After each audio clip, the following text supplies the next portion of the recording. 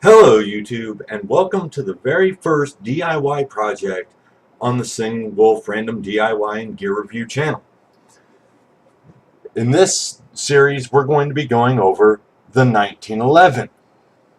But, but, but you said that it was a DIY, and it is. In this three-part series we're going to be going over complete disassembly of the 1911. We're going to be taking everything off of and out of this gun, with the exception of a few parts being the sights, the grip screw bushings, and the plunger tube that's sitting right here, as well as the extractor. Those are the only parts of this gun that are going to be staying in place. Everything else is going to come out. So we're going to take you from a functioning firearm to a pile of parts. That being said, part 2, that's going to be part 1. We're going to do a complete disassembly. Part 2, what we're going to do is I'm going to go over all of the parts inside the firearm, how they interact with each other, what their jobs are, and how to identify some potential problem areas. You might not have a problem with your firearm yet, but you could have one developing. You just don't know. Then in part 3, we're going to do a complete reassembly of the firearm along with function testing to make sure that you reassembled it properly. Now, I'm going to put out a disclaimer right now. The full disassembly of this firearm is for the purposes of cleaning only and to get an idea of how your firearm functions. I do not recommend you make any changes to the firearm. Save that for a qualified or competent gunsmith. This is for the purposes of cleaning and learning. Also, it is very easy to put things back together wrong, or if you decide to make changes for it to go wrong, I am not liable for anything that goes wrong with your firearm if you follow along with this guide. That being said, let's go ahead and get into the fun stuff of tearing this sucker apart.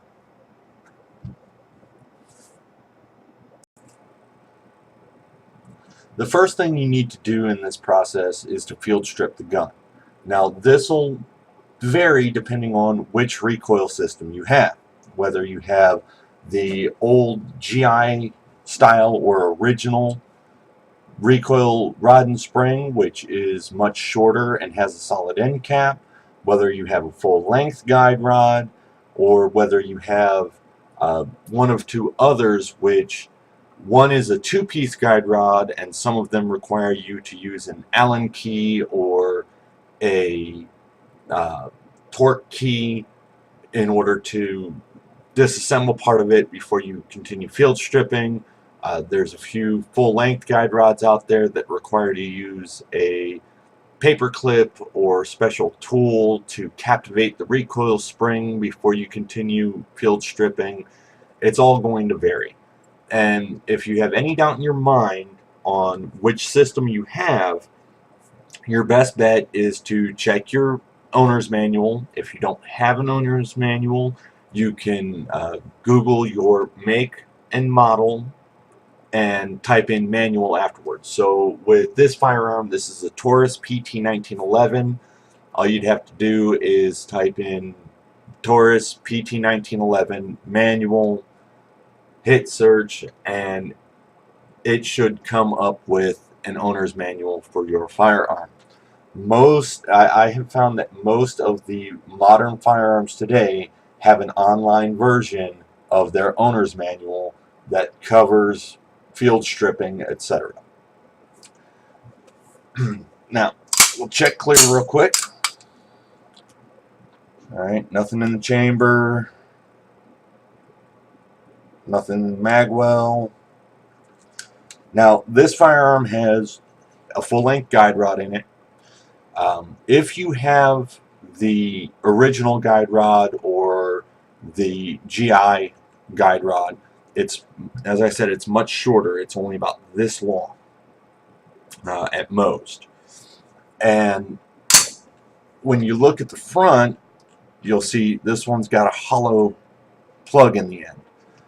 The original guide rod will have a solid plug on the end.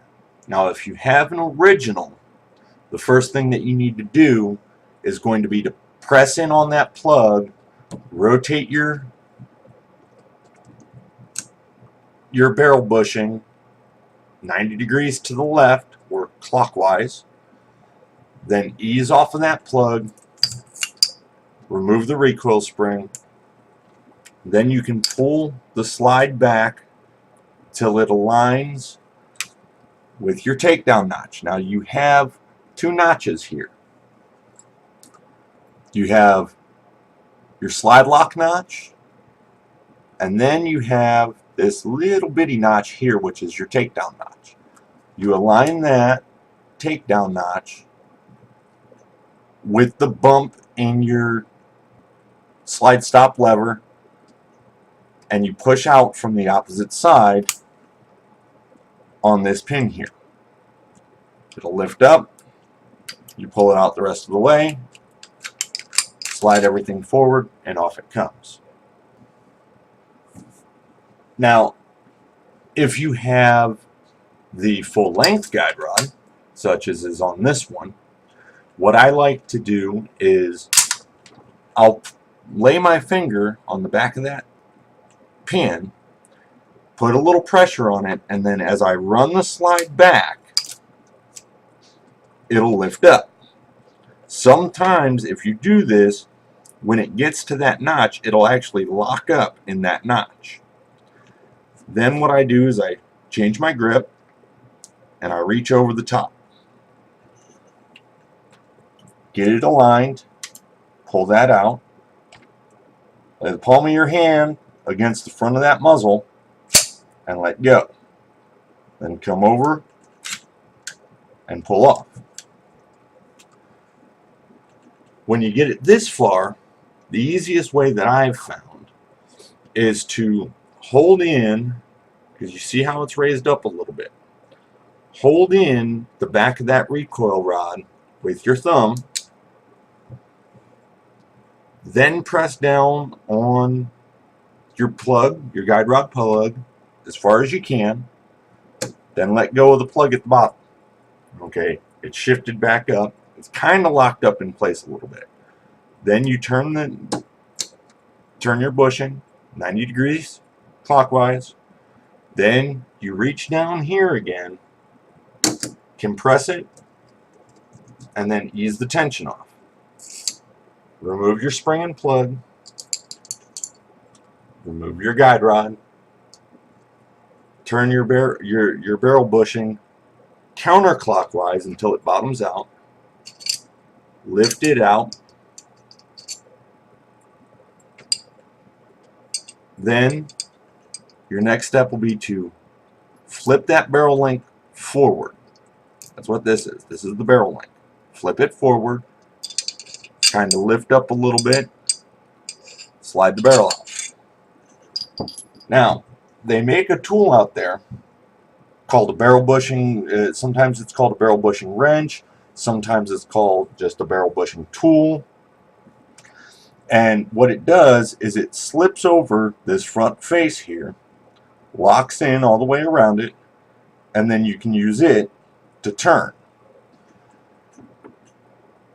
It's a good tool to have if you have a particularly tight bushing to slide fit, or if you have a particularly tight bushing to barrel fit. I have not come across an instance where I've needed that tool, but I have used them.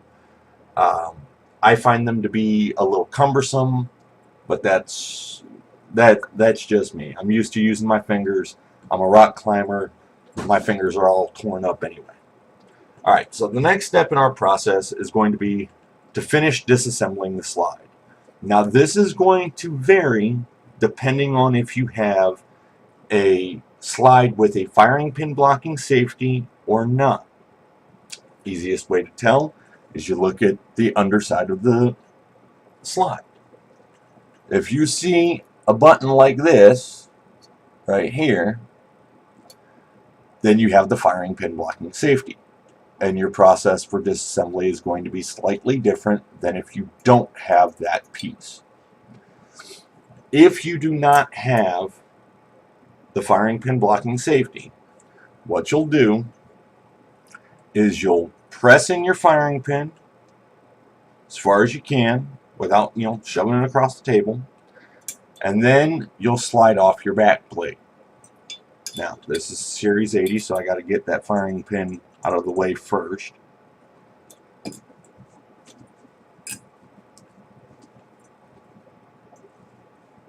But you'll push that in, and then you'll shove down. You'll press down on that back plate until it doesn't really go any further. Then you can remove the pin or punch that you're using to press in that back plate.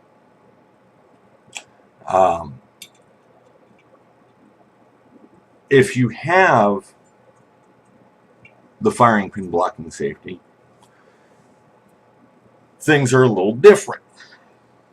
Now, when you move that back plate off there without the firing pin blocking safety, you got to watch, because that firing pin and spring is going to try and fly out of there when it finally clears out of the slide. If you have the firing pin blocking safety, the way you'll do this is you'll press down on that plunger. Then you'll press in on the firing pin, let go of the plunger, and let go of the firing pin. As you can see here, that firing pin is now sticking way out through the front, but it's also captivated far enough back that you can clear that back plate out of the way. Now, some back plates move very easily, like this one. Some are in a little tighter and more difficult to manage. You may have to take a punch or something, lay it on the top of that back plate, and tap it down. This one, you can just almost dump it out or slide it out with your fingers. Once the back plate is out, then you'll press in on the firing pin again, press down on that plunger, ease off of the firing pin, then grab the firing pin and the spring and draw them out. Then you can let go of that plunger. Now, the next step is going to be to remove the extractor and, if present, the firing pin blocking safety. Now, if you don't have the firing pin blocking safety, you'll just go with the full extractor removal.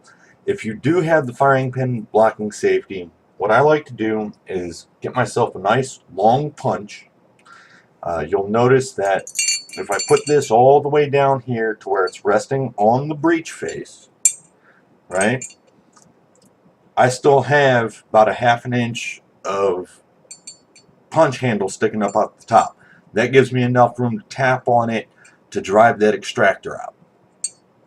Now, what I like to do is I like to get the punch right there on the front face of the extractor. Okay, and it's hard to pick up on the video, but it is currently sitting on the face of that extractor. Alright, so I'll get that on there, and then I'll hold it down here with just my thumb and my index finger, and I'll wrap my other 3 fingers around the bottom of the slide, because that firing pin blocking safety is a spring-loaded plunger. So if I just go tapping out this extractor, once that thing gets loose, it could conceivably just come shooting out of the gun. It's not under a lot of spring tension, but it's possible. So what I'll do is I'll get on the extractor like that, wrap my fingers around, and then I'll just start to tap that extractor out a little bit. Now, I've got this slide tilted away so that I don't have the back of the extractor resting on the table there. Otherwise, it's not going to go anywhere. Now, you don't have to tap it out very far, about 1/8 of an inch, And that's when that plunger is going to get loose in there and is just going to want to fall right out. Now, be very careful. You do not want to lose these. The plunger itself is decent sized. Okay. The spring, however, is quite small. So it's real easy to lose. If these parts are in your gun and you do not put them back in your gun, the lever that lifts up to compress that firing pin blocking safety, so to let the firing pin be able to move, if that's not there, that lever could conceivably run up into the hole that plunger fills, jam in there, and then on recoil, you're going to have all sorts of a bad time. Possible injury, possibly ruining your gun. You just don't know. Now, there are conversion kits out there that will allow you to essentially remove that, put in a Series 70 pin, and it'll also replace the lifter and lever that are down inside your frame. Now, once that firing pin blocking safety is out, or if you never had one in the first place, what you're going to do is just take that punch, get it resting on that extractor face, and start tapping her out. Okay. They're not really spring loaded in there typically, but they do have a little bit of spring out tension to them. Okay. You'll notice, if I can get you a straight edge here, or even just this paper, you'll notice that the extractor has a little bit of a bow in it. All right, that's what gives the hook end that little bit of spring out tension so that it can bend and snap over the rim of the case if needed. Just set this up here for now. So the extractor's out. If applicable, your firing pin blocking safety, plunger, and spring are out, and your slide is stripped. You know, the sights are still on there, but you typically don't need to remove those. This one's got Allen key screws holding the sights in place, and if you look down through, you see light through all the holes. This part's done. Now the next step is going to be disassembling the slide. First thing you're going to want to do is remove your grips. Now I've seen grip screws that are flathead screws. I've seen grip screws that are Phillips head screws. I've seen grip screws that are like these where it's an Allen key. Use the applicable tool to remove your grips.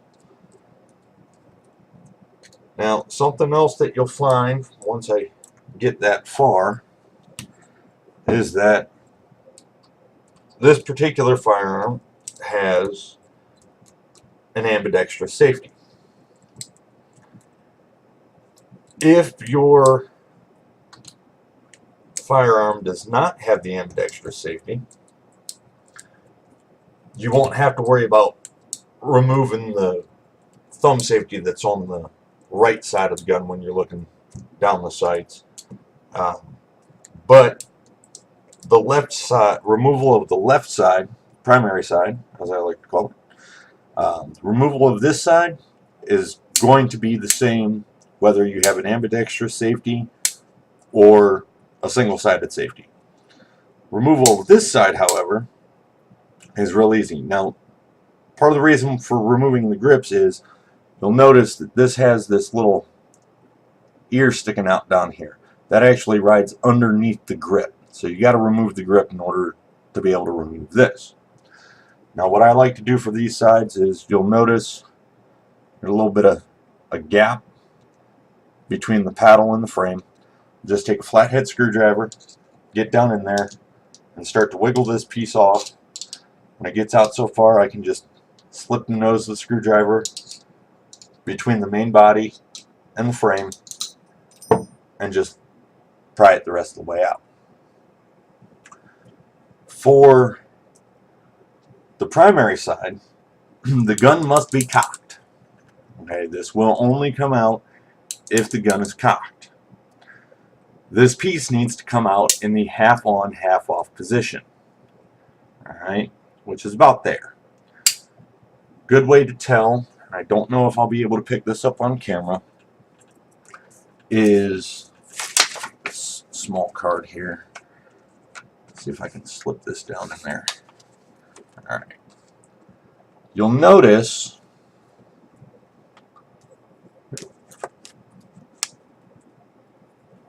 right here you got a slightly pointed hump, right? You want that hump, the point of that hump, in line with this plunger. That's about the half on, half off position. And the safety is going to want to snap back up, the rest of the way up into place, or possibly the rest of the way down. So you really got to hold on to it. What I do is I kind of get it aligned, and then I'll get a good grip on it and just wiggle it back and forth, slightly up and down, but wiggle it back and forth.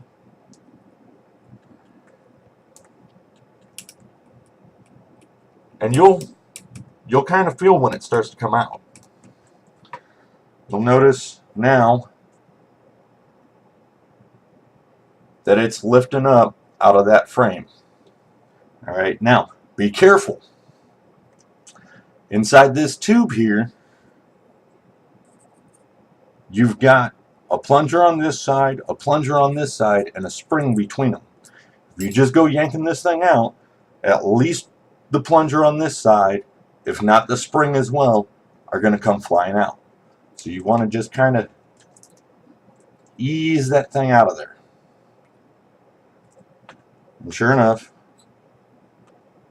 there goes the larger of the two plungers from that tube. Alright, set that aside. Typically, your grip safety will hang there. I've noticed that on Taurus firearms. I've worked on a couple of the Taurus 1911s. It'll just fall out. And the reason for that is that these two little tabs down here,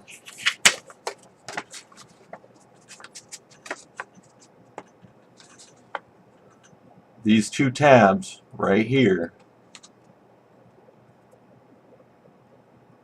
tend to be a bit short, so they don't lock down into the mainspring housing as well as they don't lock down here into the mainspring housing as well as they should. So this one just kind of falls out.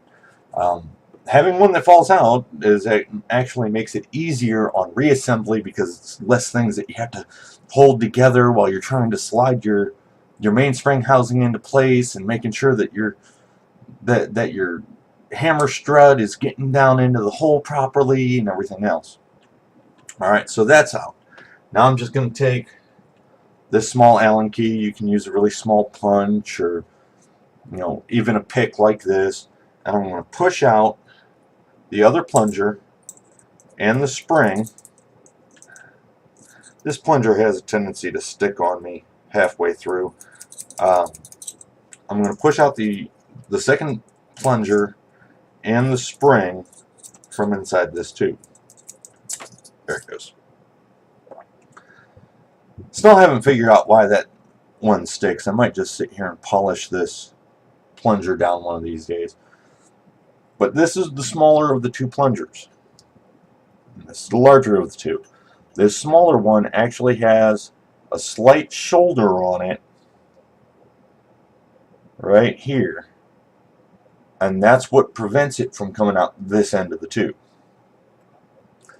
So I want to set these aside with their spring. Now, you may notice on some firearms that this spring, this camera doesn't want to focus today, that this spring may have a kink in it about halfway back. That's okay. That's how they were designed for the longest time. Occasionally you'll run into ones without it, but a lot of times you'll have that small kink in the spring there. And no, I can't remember why the kink was put in, but it was. Alright, so thumb safeties are out. Next bit's going to be to remove your mainspring housing. Now for this, you want to decock the gun. Alright, you want that hammered down because you want as little pressure on this mainspring housing as you can get. Now, what I like to do is I'll take a punch, and you'll notice on the retaining pin for the mainspring housing, there's a small dimple right there in the center of the pin. The other side is just a rounded face. You want to drive from the dimpled side. It's easier, it gives you a better bearing surface to drive the punch through from. I'll just hold it up, give it a tap. Now you just need to get it started. Once it's started, I'll sit here and put that back corner down on the table, push down a little bit, and finish pushing out the retaining pin from the mainspring housing. From there, you can just slide the mainspring housing right on off, set it aside, and we'll flip up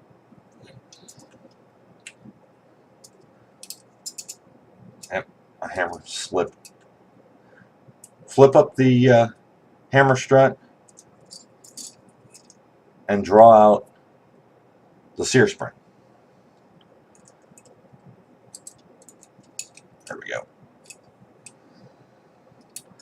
Okay, next we're going to remove the magazine release. There's a very small flathead screw sitting right there. It's not really a screw, but it is a screw face.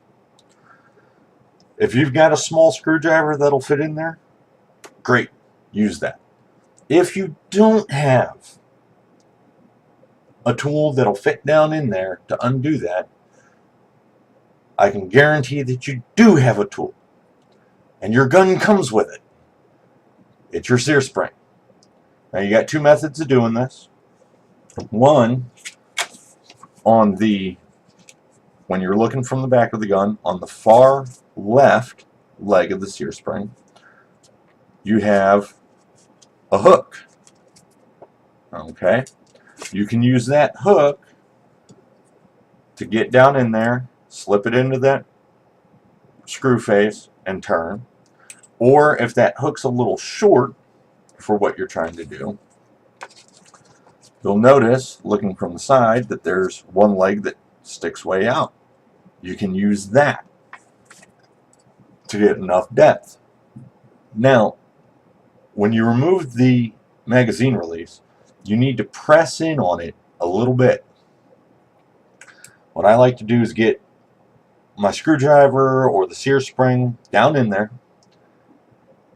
and then I'll put a little bit of counterclockwise pressure, so turning to the left, on it, and then I'll just start to lift up on that,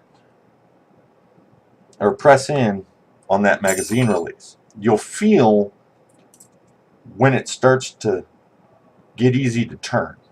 Okay, you don't want to go cranking on this, especially if you're using your sear spring as a screwdriver. All right, you could damage your sear spring, and that would be bad. But a little light pressure, and it'll come right out. Now you'll notice once you rotate this to a certain point, it'll just kind of pop out and want to fall out of the gun. you'll feel when all of the pressure is released. All right, set that aside. Now our next step is going to be removing all of the other guts. We've pulled a lot of stuff out of this gun so far, but we're going to remove the rest of it now. So you've got on here, if I can get this to focus in, right here you've got the hammer spring. It's kind of hard to see. There we go. Right here you've got the hammer spring, and right here you've got the sear spring. Alright, we're just going to go ahead and push both of those out, set them aside.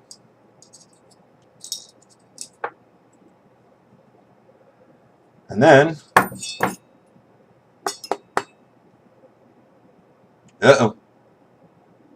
what do we do now? We'll deal with those parts when we come back to the explanation video and the reassembly video.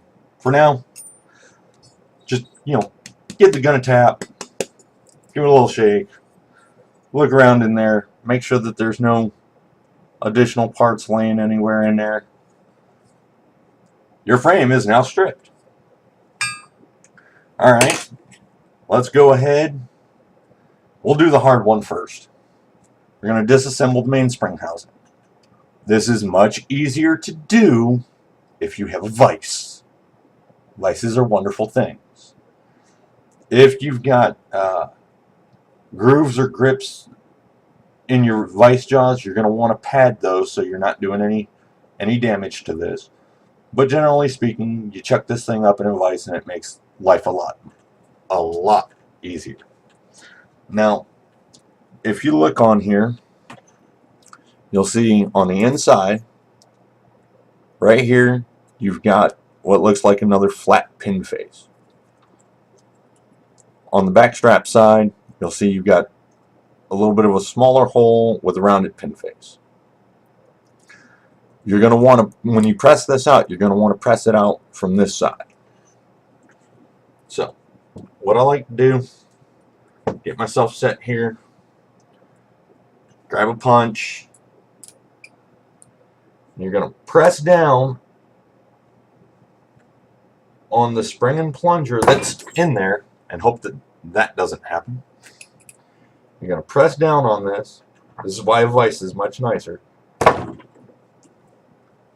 Find your balance point.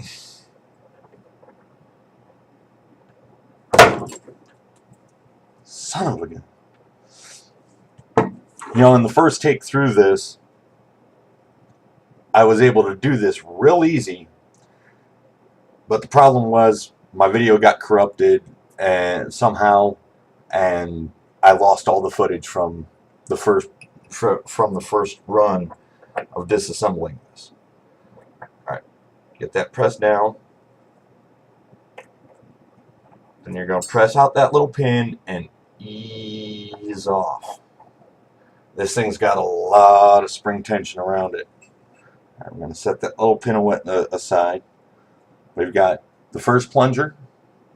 It's just kind of a squared off plunger. Has a dimple in the front, or in the top of it.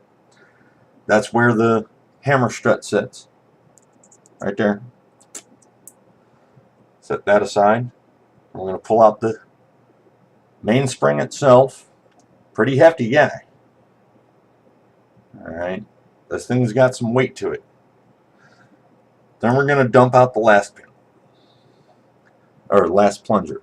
This one's cone shaped. And I'll go over why it's cone shaped and how that works in the explanation video. So, set this aside. That's now disassembled. Now we'll take apart the magazine release. And this one's real easy. Take your little screwdriver or your mainspring, or your sear spring rather, and you'll notice, if I can get it to show, you'll notice on here that there's a groove that runs this way, right here, and then there's a larger groove that runs right here. And you'll see that attached to that screw face is a little tab, and it's sitting off in this little side slot here. All right. All you got to do for disassembly with this is rotate that screw face till that tab lines up with the main slot, and then ease off of it.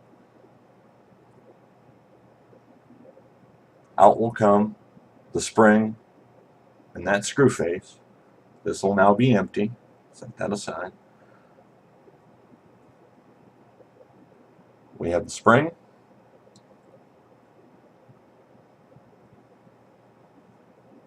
And we have the screw face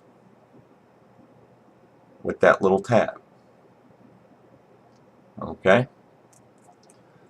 So, set those aside. Now I'm going to kind of sort things out here a little bit. Congratulations, you just took your functioning firearm down to a pile of parts. Now's a great time for you to go ahead and get your parts all cleaned up. The second set of the video, again, we'll go over all of the parts, how they interact with each other, what their jobs are, and then in the third installment, we'll go over reassembly and function testing to make sure that you reassembled it properly. Again, this video series, I can't stress it enough, is strictly for the purposes of cleaning and getting an idea of how your firearm functions. Do not make changes to your firearm. Take it to a competent gunsmith. Thanks for watching, and we'll see you in part 2.